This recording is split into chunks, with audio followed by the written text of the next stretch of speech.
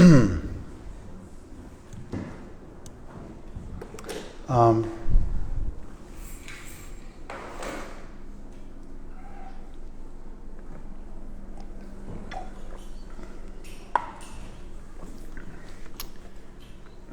just because it's on my mind.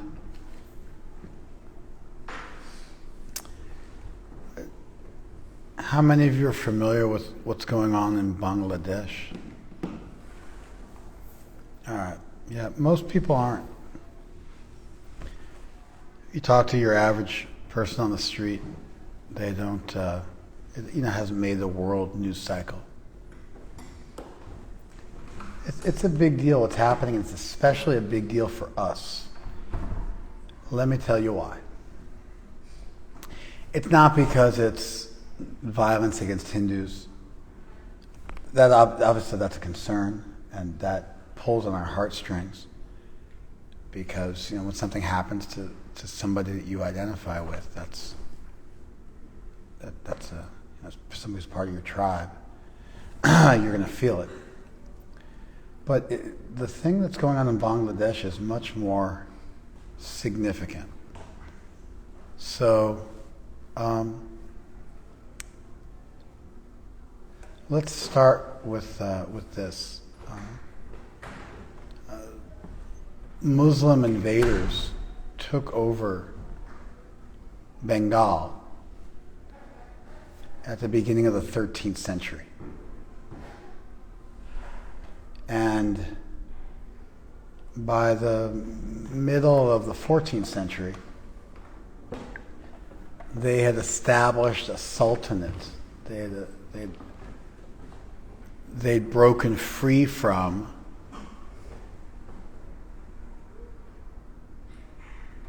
I want to get rid of his attention.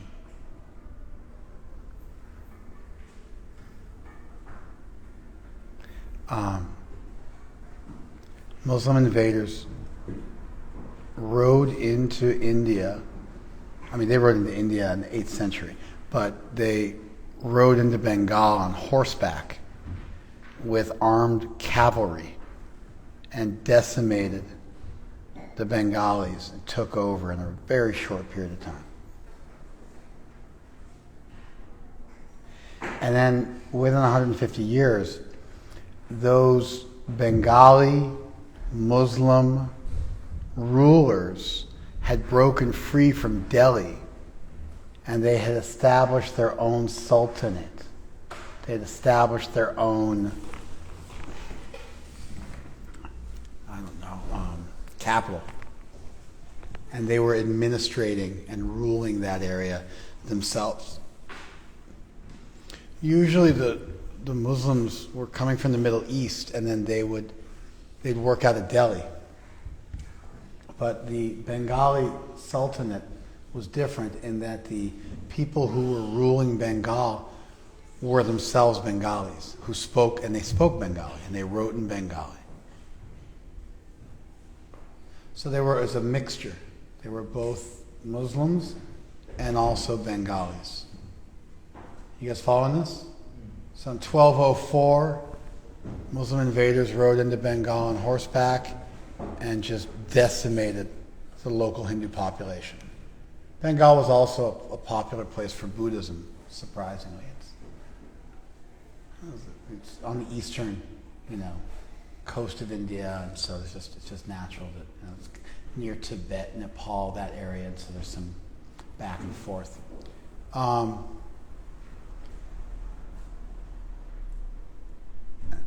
then within 150 years, they had really settled in, and you had Bengali Muslim rulers ruling that area, and they fought and broke free from the Sultanate in Delhi, which is a big deal because that ruled almost all of India. But Bengal had established its own sultanate, which is a very big deal at that time. It's like its own, they broke free and became their own country for all intents and purposes. They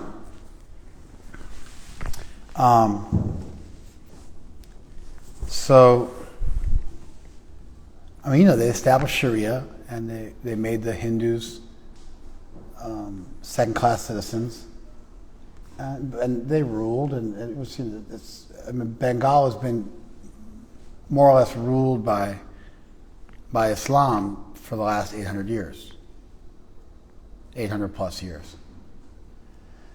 Anyway, the Dutch eventually settled there, and the Portuguese got involved, and it's the Bay of Bengal, and it's kind of the jewel of the British Empire, and before that was the jewel of the Islamic Empire to some extent, and then the British came in and took over, and there was a couple hundred years where that happened.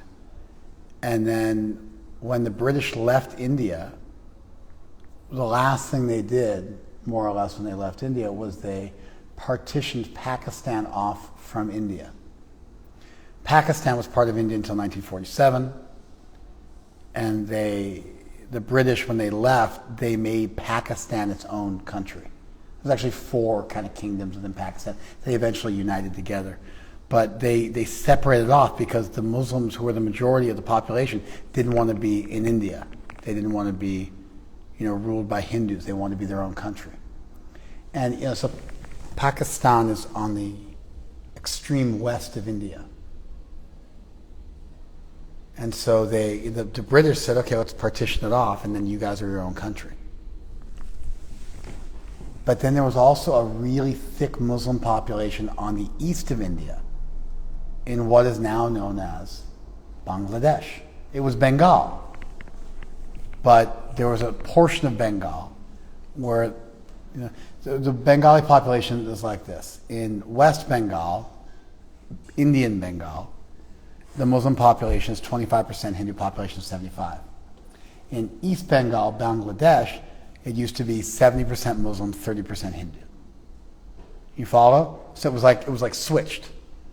So then those Bengali people, they said, we don't want to be ruled by India either. And so Britain carved up the 2 pieces on the side of India. They united together, and it was known as East and West Pakistan. Now, geographically, Pakistan is a much bigger country than Bangladesh. If you look at it on the map, geographically, it's much, much bigger, much, much more landmass. However, East Pakistan had, more people, like 1.5 times the amount of people, like 75 million versus 55 million. So it was actually a bigger country from the point of view of population. Anyway, they immediately started saying, we want to self-govern, we don't want to be under Pakistan. That took a few decades to foment. And in 1971, they had an election, and because they're East Pakistan, they get to vote.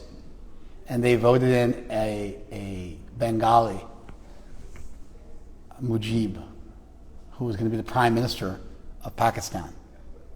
Now, Pakistani Muslims don't like Bengali Muslims, because the Pakistani Muslims are Pashtuni, Pathans. They're like they're bigger, they're more fair-skinned.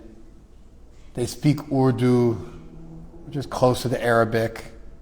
That was one thing they did. Pakistan tried to make Urdu the national language of East Pakistan, of Bengal. They didn't like Bengali. So they were trying to, 4% of the population spoke Urdu, but they tried to force that on them. And they tried to make them into what they considered to be appropriate Muslims. The Muslim culture in Bengal is a little different. It's so influenced by India that Muslim women in Bengal, they wear saris, which you don't see anywhere else in India. In the rest of India, they're wearing the black outfits, but in Bengal, they wear colorful saris. And Hinduism is just on full display in Bengal.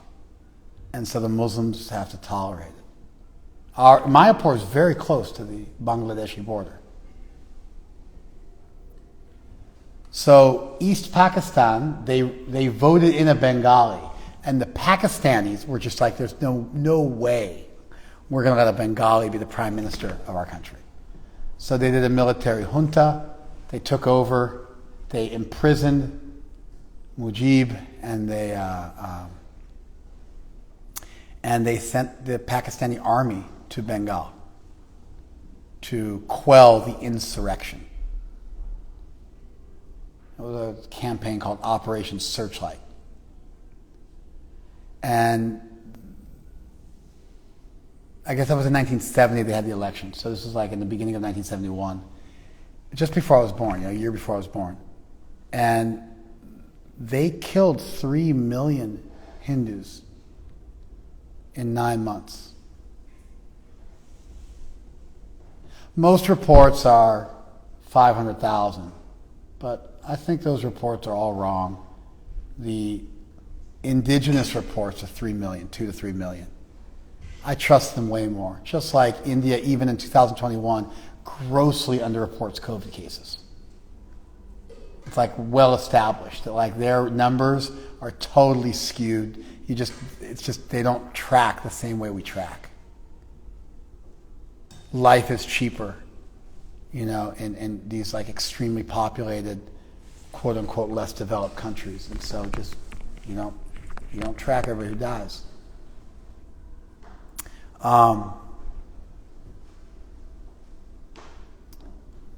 So the indigenous reports are 3 million, which is mega. It's also happened in 9 months. They also raped 400,000 women, and they would go and they would inspect the genitals of men, and if they were circumcised, then it meant they were Muslim. If they were uncircumcised, it meant they were Hindu, and they would kill them. And then they would rape their women to impregnate them with Muslim children. So they were supposed to quell the insurrection where the Muslim majority in Bengal wanted to rule themselves, but what they ended up doing was just killing Hindus to create some bloodshed. They thinned out the population. And nowadays the Hindu-Muslim population in Bangladesh is 90% Muslim, 10% Hindu. Because they killed a lot of them, and a lot of them just fled and just walked away from where they lived for hundreds and hundreds of years, where their families had settled. There's 20 million refugees in the world today. This crisis, this partition in 1947, and what it led to, 17 million people were displaced. So the amount of people that were displaced and were forced to leave their homes and leave everything behind and just walk and become essentially homeless in that part of the world, just there, in this little debacle I'm talking about, this fiasco, this catastrophe I'm talking about, is equivalent to all the refugees all over the world, practically speaking. That's how big of a deal it was. It's the largest displacement of human beings in the history of the world. You guys following this? So,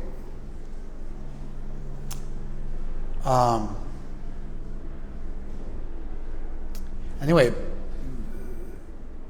Bangladesh won. The Pakistani army was handed defeat. They had to release Mujib. He became the first prime minister of Bangladesh. He was assassinated in 1975. And Bangladesh has been, a quote-unquote secular government ever since. But they regularly commit violent crimes, the more extreme elements there, against the Hindu population. And I mean, it's like well known. They were like the army, like the Pakistani army is like, let's just kill the Hindus. It'll still count towards our number, but we don't want to kill our brethren. And so there was a genocide. It's largely unrecorded. Pol Pot is recorded, in Cambodia. Hitler, of course, is recorded. Mao, Stalin. But this was big, and it was in a real short period of time. 9 months, millions of people, almost all Hindus, 15 to 20 million displaced. I remember I was traveling in MP, Madhya Pradesh, the middle of India. I was outside of Raipur, just deep in the heart of India. Who's from India here? You ever been to Raipur? You've been to Raipur? You've been to Raipur? It's nobody goes to Raipur. You only go to Raipur for a daishi. No outsider ever goes to Raipur. It's like the deep interior of the country. It's in Madhya Pradesh, MP. It's like the middle of the country. We did a program at a village outside of Raipur. It was a full Bengali village. All Bengalis spoke Bengali. And I was like, what are these Bengalis doing in the middle of India, 800 miles from Bengal? Oh, when the partition happened, they had to flee, and so there was no place for them to go. So the government arranged for them to come here and gave them some land. They made a village here,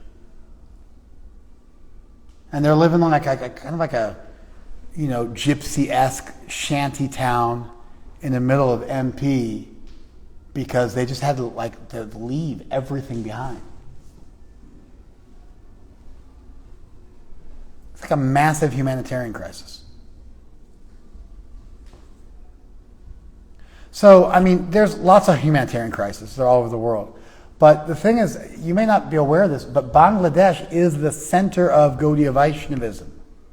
Advaitacharya was born in Lahore in Bangladesh. Srivas Thakur was born in Bangladesh. Narottam Das Thakur was born in Bangladesh. The Gaudiya Vaishnava movement in the Khetri festival. Khetri is in Bangladesh. Haridas Thakur lived in Bangladesh. Gangamata Goswamini was born in Bangladesh. Like our whole tradition, half of our tradition, half of the Panchatattva is from Bangladesh, which was Bengal, which was India. And we have Ram and Rup Sanatan were born in Bangladesh.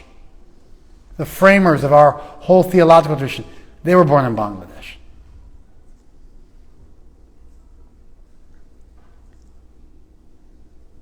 And right now, what the Muslims did when they were ruling India was they would take any prominent Hindu temple, they would just break it down, and then they would build a mosque on top of it.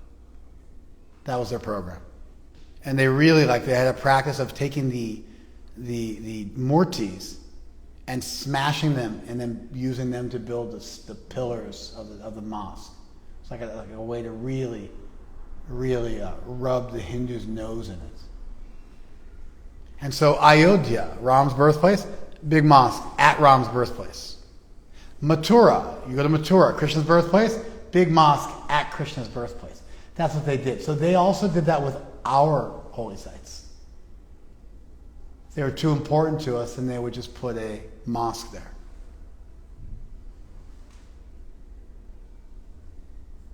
But, for the last 500 years, and especially the last 50 years, 100 years, since Bengal became East Pakistan, and then East Pakistan became Bangladesh, and the Hindu population was genocidally wiped out and displaced. To understand what we mean when we're saying displaced, imagine if I said, all your money, your car, your house, everything you own now belongs to me. And I might rape you or kill you, but you might be able to just walk away right now. You're homeless, all you own is the clothes on your back, and I might let you just run away right now. And now you run out of the temple with the clothes on your back, all you have. Your bank balance is gone, your business is gone, your family's gone. And you're running out to the streets of Long Beach and you have to figure it out. Now, being homeless in the U.S. is like a cakewalk compared to being homeless in India.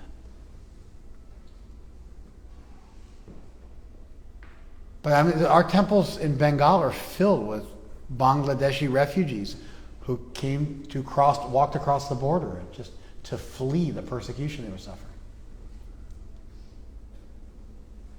I myself know scores of Bangladeshi devotees who just left and just walked across the border with nothing and started all over again. Left their ancestral home and everything behind. And if you stay in Bangladesh, you're in constant fear of, at any time things could kick off and you could be killed. But our holy places have to be maintained. Our tradition has to be maintained. These places are sacred to us. And so there's devotees who care for our holy places and live in Bangladesh and minister to the community there, despite being under constant threat of violence and outnumbered 10-1 with really heavy extremist elements just always waiting. And whenever there's a Hindu holy day, then the Muslims get angry and they just the extremists will kill some people. So that just happened. Broke in the temple, burned the temple down, burned Prabhupada's Murti. I don't know what happened to the Gordon Time Murti, but I got a video on my phone. One of the devotees is just sitting in the pond. You can just see a Sikha, the top of his head sticking out of the pond. They just murdered him, threw him in the Pakur, out and back of the temple. And then there's another devotee, and they're hacking him up with machetes. Like, I've got a video of it. They're hacking at him with machetes, trying to cut his head off. Like making deep, deep cuts into his neck. And his neck was like half cut off by the time they finished. And walked away brazenly while being recorded. Didn't care. Dozens of Hindu temples burned to the ground. People killed. Just happened. October 12th. Just happened. Whatever it is, less than 2 weeks ago. Gaudiya Vaishnavism, our particular sect, our group, is from Bangladesh. That's why it's called Gaudiya. It's from Gaudadesh. There was no division, West Bengal, East Bengal. In fact, most of our holy places are right on the border because that was the general area. Some of them, when they partitioned it, wound up on this side, some of them on that side, but that's our tradition. It's right there. Kat got named Kanai Thakur, like he just got initiated. Kanai Thakur is from Bangladesh. All of our saints are from there. Vasudev Datta, Mukunda Datta, Pundarik Vidyanidhi. They're all, it's like the Gaudiya Mutt, the original Gaudiya Mutt, Prabhupada's godbrothers, the disciples of Bhaktisiddhanta, that started the preaching all over India and did all the outreach. They're almost all Bangladeshis. It was like a big seat. It was a big place where our tradition had thrived for centuries, and our temples were established, and holy places, and our culture, and our style of kirtan, everything was flourishing there.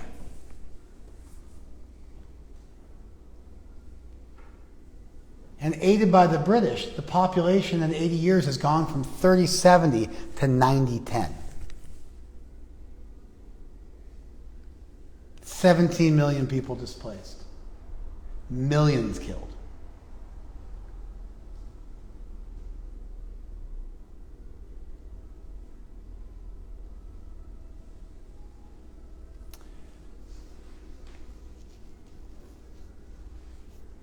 So that just happened 2 weeks ago.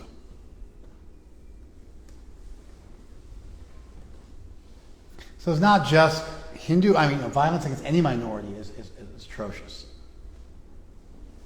And then violence against Hindus is going to cut especially close because it's something that, that's our tribe, that's our people. But this is violence against Gaudiyas. The Gaudiya Vaishnavism is, there's two prominent strains of Hinduism in East Bengal, in Bangladesh. It's our exact tradition and the worship of Kali. Those are the two strains. But our numbers are big. We've got millions and millions of people, of our people, in Bangladesh. Villages of initiated ISKCON devotees. What to speak of Gaudiyas, what to speak of our larger Gaudiya tradition. And so whenever this stuff pops off, they're the ones who get attacked. So that number 70-30 becoming 90-10, all those people killed, those are our people, and they just killed a few more.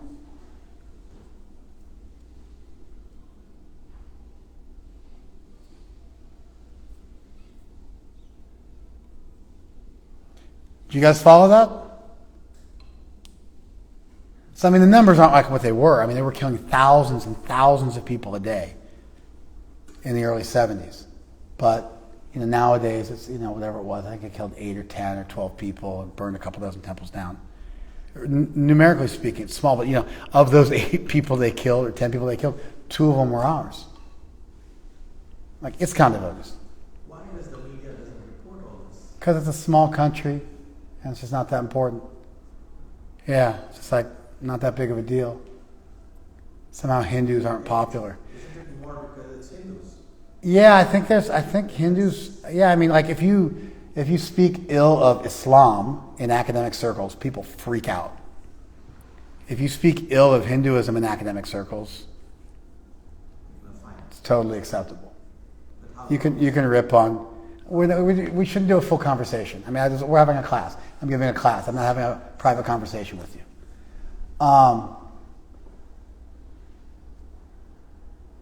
So yeah. Now you know. So it's not just Hindus. It's Gaudiyas.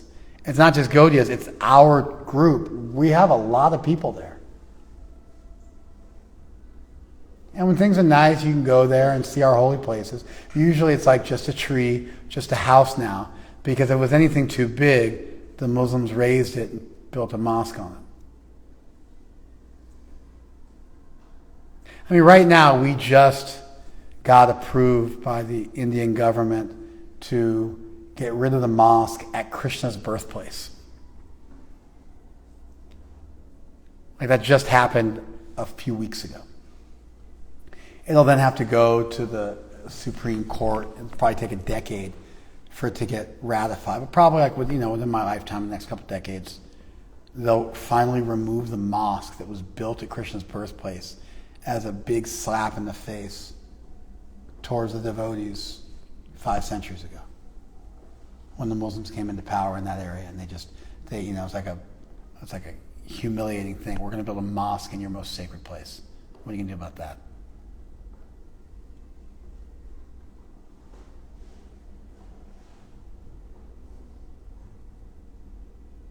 So I'm not like into a Jai Hind type thing. I'm not like into like a Hindu political thing. That's not my speed. But just historically speaking, and just knowing, having lived in this country, and I mean, as a 23-year-old, I was in Bengal. The Muslims were going to attack our temple. They handed me a sword as a brahmachari and told me to go run out into the rice fields to protect that area in case the Muslims rushed in. And I went out at the age of 23 into in the middle of nowhere, into the dark, into a rice field to wait for throngs of Muslims to attack, and then give my life so that they wouldn't be able to attack and rape and kill women and children at our compound. They didn't come that night, but I myself, that was something I had to go through as a kid.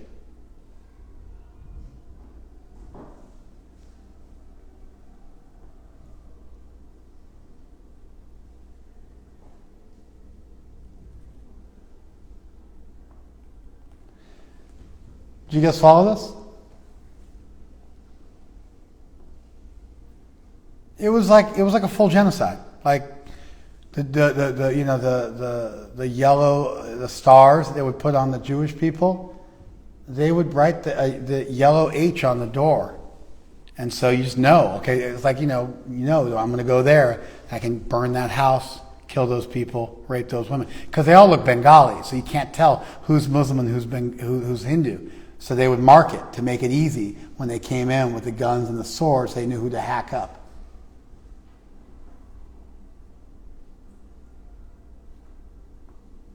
Yeah, the genocide in Bengal is probably one of the poorest reported catastrophes, humanitarian crises, and massive crimes against humanity, genocides in the history of the world. And that's coming on the heels of a 1,000-year occupation of India that killed 100 million Hindus. But our specific tradition was attacked in this.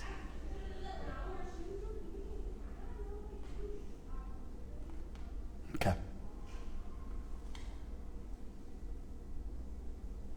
I feel like I got to talk about it because after I watched the video of these devotees getting murdered, it was like I feel like if I don't say something about it, I'm insulting them.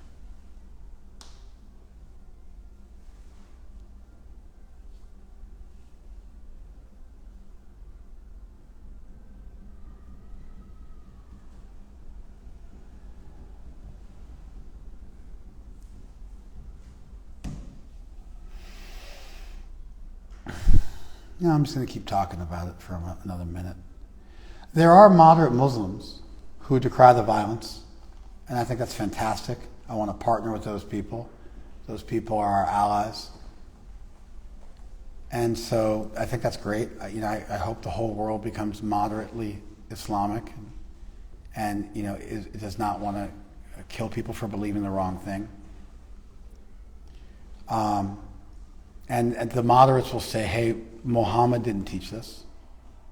This is a misinterpretation of the Quran. And I'm even okay with that. I mean, great. If Muhammad didn't teach this, that's fantastic. I'm really happy about that. There are some pretty heavy verses in the Quran that justify and even recommend violence.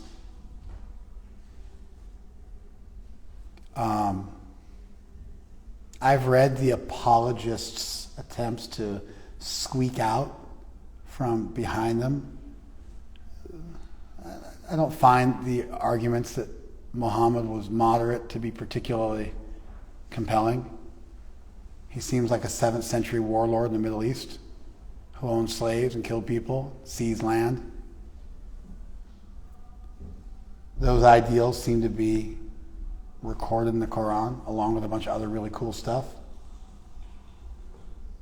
They're right there for anybody to see, and for the last 1,500 years, people get radicalized from those verses, and there seems to be, it seems to be pretty easy that, every few years people are going to read those verses. It's not like people are like reading, the Sermon on the Mount by Jesus and getting inspired to go out and kill a bunch of people. But certainly those types of things happen. So you look at the verses and you see, was he really recommending that? And it seems like Muhammad was recommending violence in a number of circumstances towards people who held different religious beliefs. And when you look at numbers, 600 million Muslims think you should be killed for converting to another religion if you're Islamic. 600 million Muslims think that Sharia law should be the law for the world. 600 million Muslims think that's okay to do jihad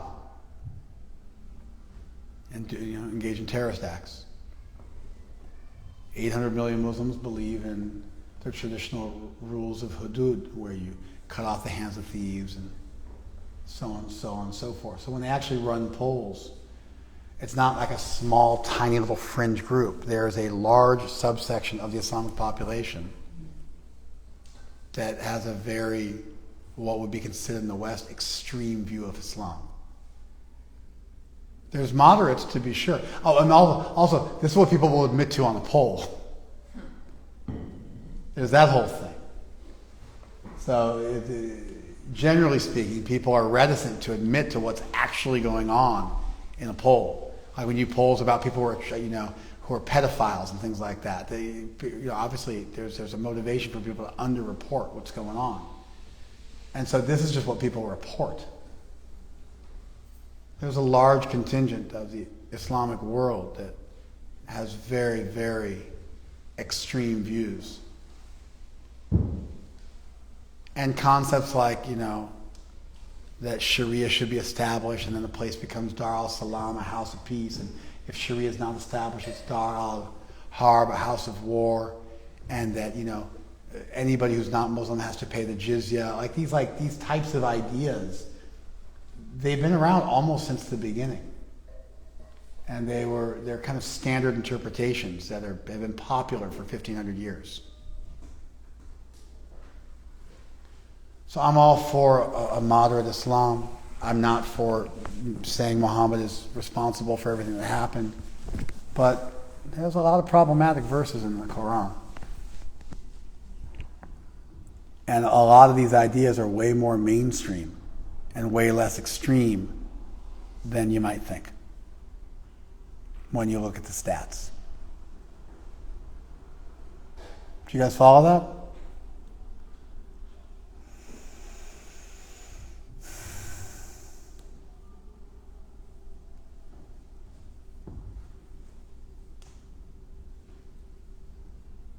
All right. I didn't want to watch the video.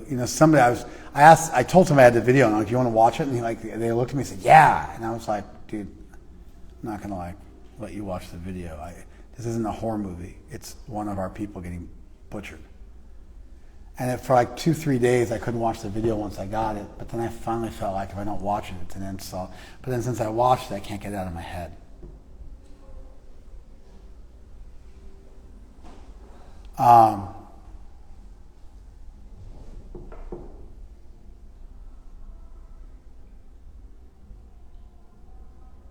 So what were our people protecting? They were protecting our holy places. Well, what's a holy place? It's a place where our tradition was formed, a place which has significance, where our beautiful tradition, the tradition that we're all in love with, was put together. And so what is our tradition? Our tradition is a particular conception of divinity. Once you realize that consciousness is irreducible, and in itself is a quantum of existence. Once you do the cosmological argument and logically demonstrate the astuteness of believing in God, once you deeply look at consciousness as an irreducible facet of reality and realize there must be a conscious source of everything, and you get to the idea that there's a deity, there's a God, then you start to ask, well, what's your conception of God? And so we have a conception of God. What's our conception of God? Number one, we believe God is black. How do we know we believe God's black? Because Krishna means black. You ever heard Krishna means the all-attractive one? That is not true. That is a secondary etymology of the term. The primary etymology of the term Krishna is it means black. And in fact, if you look at Krishna, he's very dark-skinned. It's not even like we say he's black, but he looks white. We say he's black, and he looks black. So we believe God is black. We also believe God is female. We're more into Radharani than we are into Krishna. We're never into Krishna without Radharani. The goal of our tradition is to go and serve Radharani in heaven and Krishna. But the primary is on Radharani. That's what it means to be a Gaudiya. There's lots of Krishna bhaktas in the world, but our tradition specifically worships and venerates Radharani as being the supreme moiety, the supreme half of the Absolute. Her name comes first. It's Radha Krishna.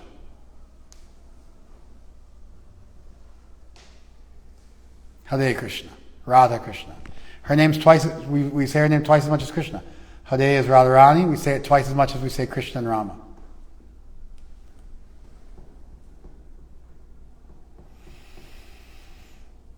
We also think God's a child. So God is a black female child.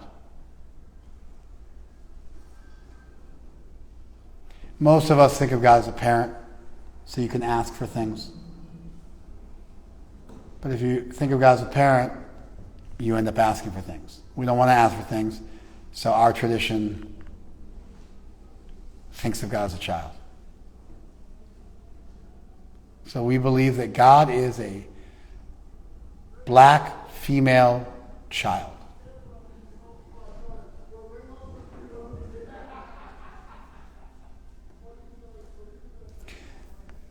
There's two major forms of religion. One is fear-based, the other one's love-based. We're not into fear-based religion. Fear-based religion is really good.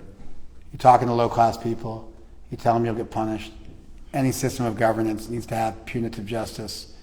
You can't do restorative justice and run an actual country. You have to have punitive justice. People have to get punished for crimes they commit. And so there's a value in having a system of punitive justice where you punish people for doing something wrong and then they're afraid of being punished and so they behave.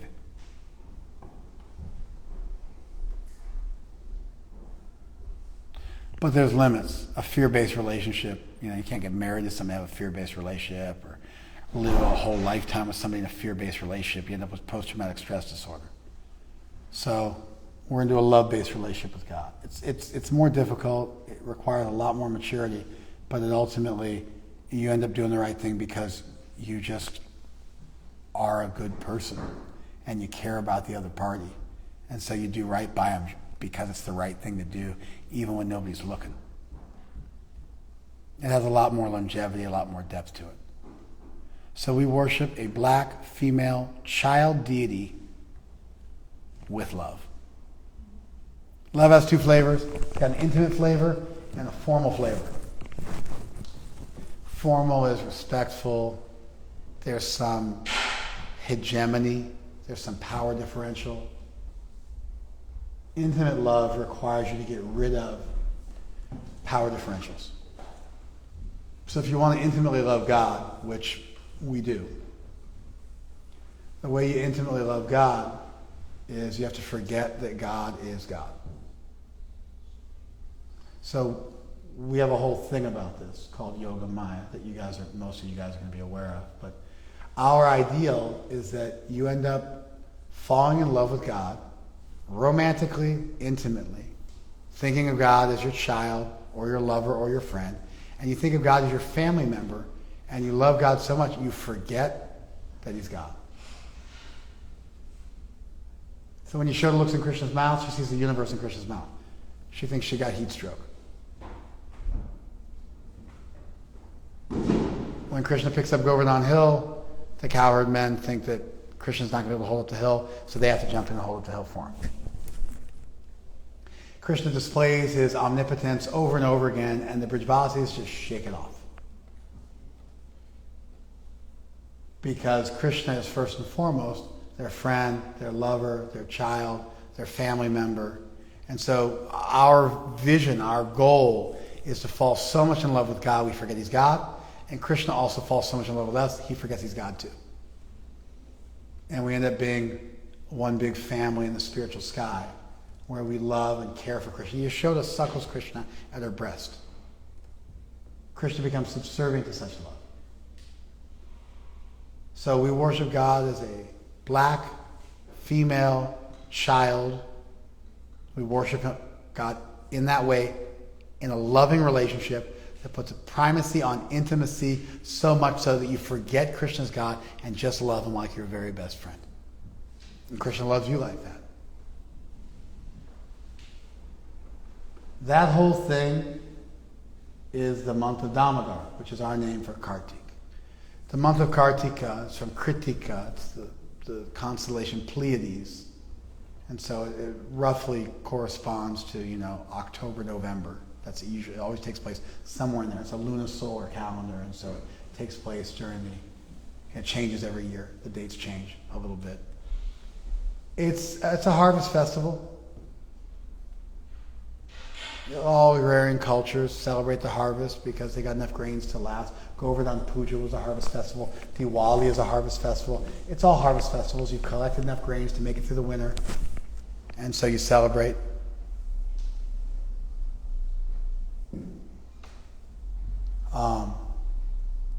But we don't call the month Kartik. We call it Damodar. In our Panjika, in our own calendar, the month is called Damodar Mas. Because it's the month where we worship Damodar. Damodar means the person whose belly, udara, that's where you get the word udder from, is bound, dhamma, with a rope. So we worship Krishna as being bound with a rope. And when he's bound with a rope, what does he do? He liberates you. Because when Krishna was bound with a rope, he crawled and liberated the Yama Arjuna trees, the two Arjuna trees. They became liberated because Krishna, in a bound state, bound by love, is then giving liberation to those who love him with that much intensity. That's the crux of the Damodar Leela. And how do we do that? Real simply, we offer a lamp. It's the core of the Arti ceremony. Arti, it means, according to our commentators centuries ago, aratri. It's to stop the night. How do you stop the night? You light a fire. And then people can see from a distance, oh, there's home. I know how to get home. And so we offer a lamp to Krishna, we light up our hearts, we welcome Krishna into our hearts. Ultimately, we realize Krishna's always been there, waiting, stowed away. waiting for a favorable time where we're open to it, to rekindle our relationship with him. And that lamp ultimately illuminates our hearts so we can see what's always been, that Krishna's right there with us. Who? This little black female child that we love with our heart and soul, and we would do anything for. Including live in a extremist infested country to protect our holy places where that tradition was created and celebrated, and to keep that flame alive, to keep that flame burning, to keep that tradition honored. Do you guys follow that? So we offer a lamp, we sing the Damodarastakam. If you look at the Damodarastakam, it's the same idea. Namami Ishwaram. I make my respects to Ishwar, the Supreme Being, Satchit Ananda Rupam, who has a form of eternality, bliss, and knowledge. But that form is so beautiful. Lasat Kundalam. It's got these beautiful earrings on it. Gokule Brajamana. It's manifested in Gokul. Yashoda Biya, that person, that Supreme Being, who has the eternal form of blissful knowledge, is afraid of Yashoda. Ulukalat Davamanam. He's running from the grinding mortar. Pada Amristam Atyanta Drutya Gopya. And Krishna's caught from behind by Yashoda, who ran faster. So I'm watching the Supreme Lord, but he's not behaving like the Supreme Lord. He's super beautiful.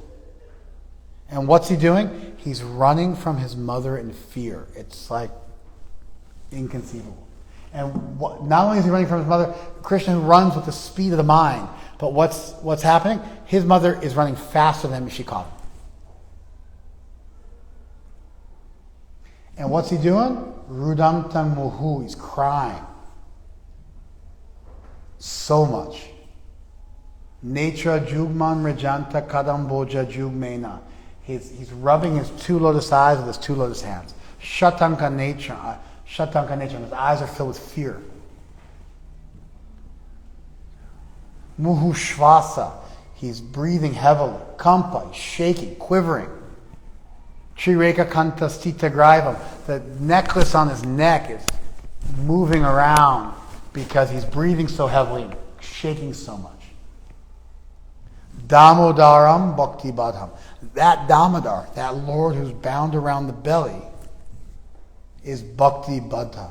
He's bound with love, with bhakti.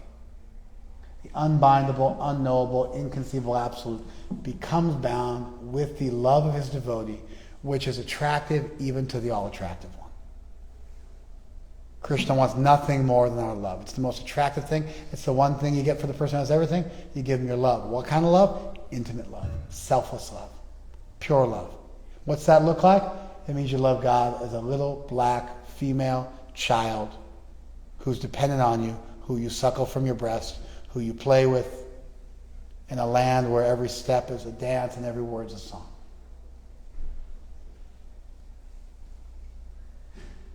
Iti drik swalilabhir ananda kunde swagoshan nimajantam. By these leelas, by leelas like these, Krishna and his devotees are immersing themselves in a lake of ecstasy. Akyapayantam, and they're declaring. What are they declaring? Tadiya ishita gyeshu. To those people who understand the glory of God, bhaktaiji tattvam. They're teaching those people that God is conquered by bhakti. Puna prematastam shatabriti bande. I offer my prayers to that reality hundreds and hundreds of times.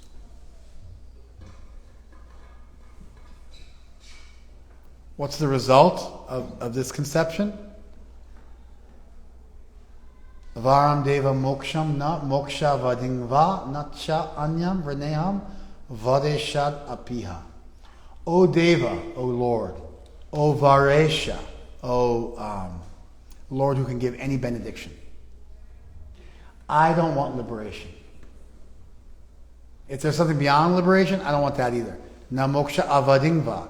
What to speak of things in this world?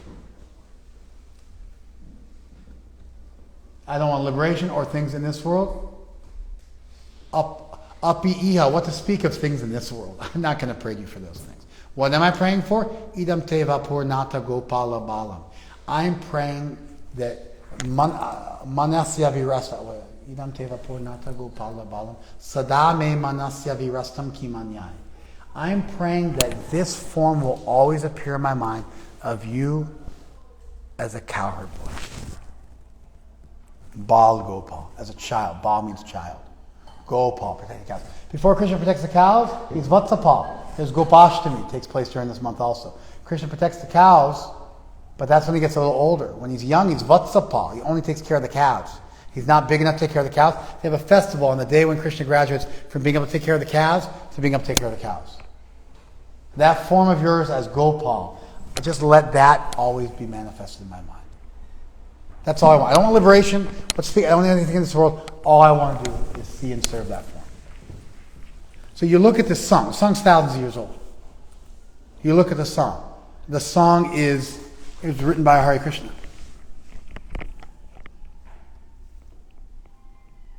The song was written by Hare Krishna. That's our theology in a song. Everything you could want is there. The awareness of God's divinity, but realizing that there's something higher. The awareness of God's sovereignty and God's power and opulence, but then the preaching that there's something more than that. What is that? Intimate love. What's that look like? It looks like Krishna being chased by his mother, caught by his mother, being afraid, being bound up with a rope, liberating everybody by being bound by a rope, and declaring to the world that this miraculous, beautiful thing exists. I personally think the idea of loving God as a small, black, female child that you need to care for, that you don't ask anything from, is the most beautiful, subversive, radical, ecstatic notion of divinity that could ever exist. Whoever came up with that was divinely inspired. It's a revelation. No human being could have ever thought this one through. It's so bizarre in the best way possible. And that ideal itself is worth giving your life to. And our people have literally given their lives to protect this. In a country which was ruled by an iron fist for centuries. And they kept this tradition alive. And they're still doing it. And they're still dying for it. Even in 2021.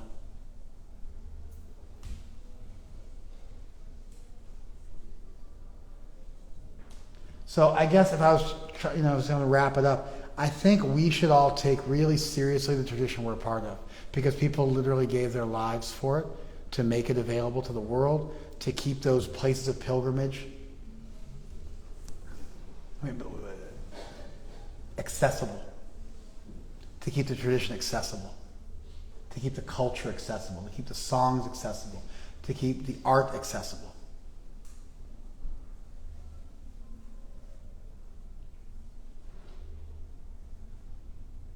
And so we should take it seriously. We should get sober. We should be chaste. We should chant our rounds.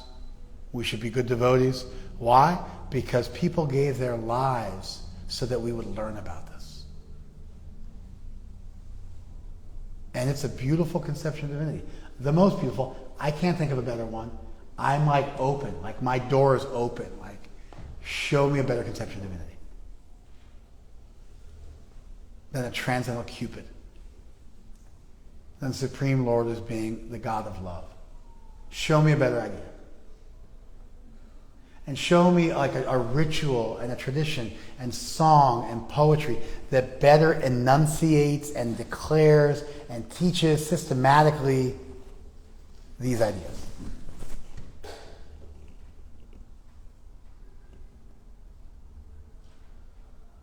Until you do, then my heart stays here. My door is open, but my heart's here.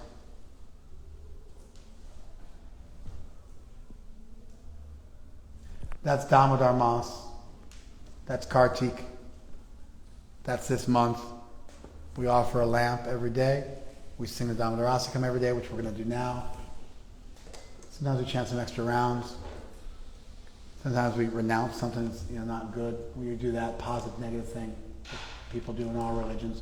We give something up. We do something new, like in Lent, like in Ramadan.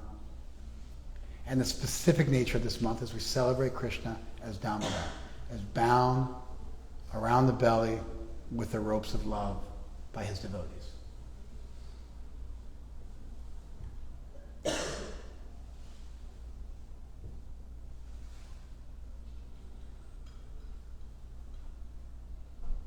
Bilvamangal Thakur says, you may worship Krishna as the Lord of the yogis, as the cause of all causes, as the creator of all things. I worship Krishna with cow dung between his toes, carrying his father's shoes on his head.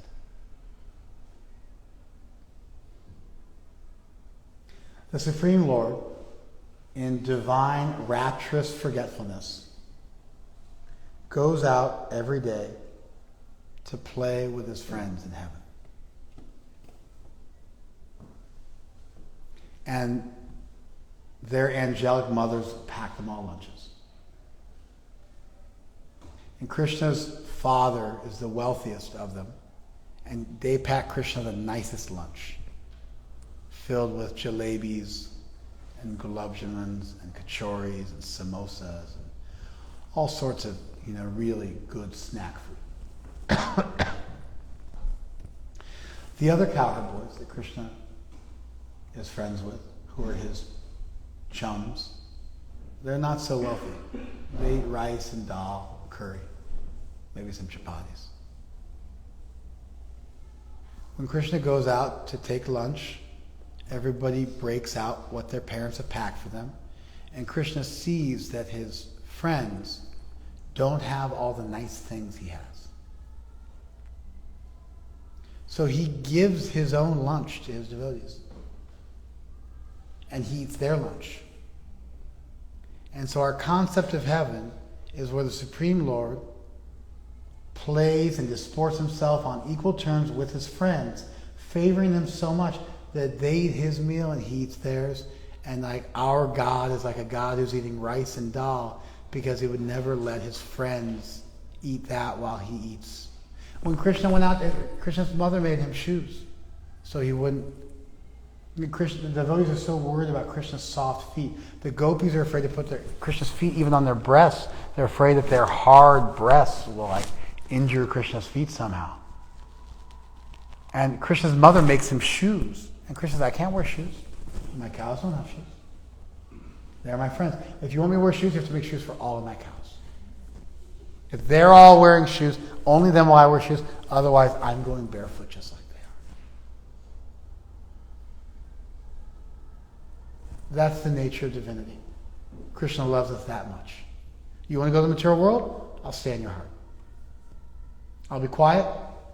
I'll stow away. Won't make too much noise. You want to make a fool of yourself? I'll be quiet. But anytime you open the door or you seem a little receptive, I'll reach out to you a little bit. I'm never that far away. You're never out of opportunities. You never miss out on all your chances. I'm always here for you. You always have a second, third, millionth chance, whatever you need. I'll never leave you. I'll make myself available to you in a form, in a way that you can appreciate. I'll always make sure that the moment you're ready, I give you good instruction. I'll always have my devotees on the planet who can act as my emissaries and communicate my message. You'll never be bereft. And you can go ahead and do whatever you need to do in the meantime.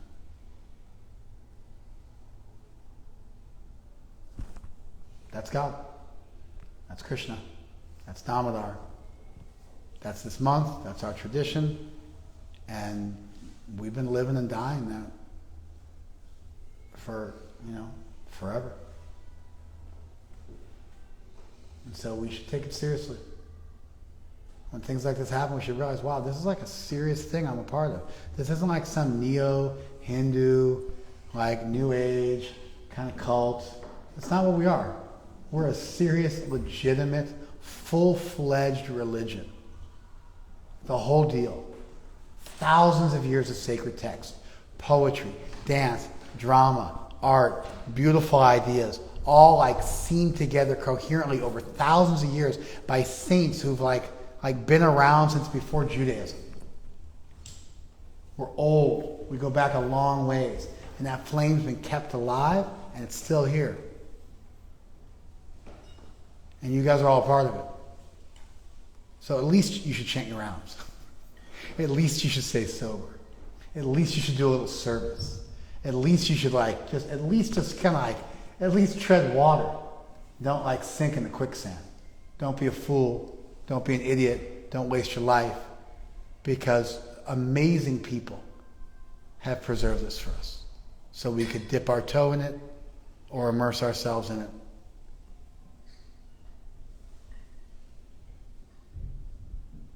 I think about, a lot of times we talk about drowning in love of God and immersing yourself. But now every time I hear it, I just see that devotee's head sticking out of the pakor with the sika. That devotee's, slain form sitting in the water. It's just let's at least make their death meaningful. Let's stop messing around. Let's get serious about our spiritual lives. All right. Let's sing the Damodarastakam. Thank you.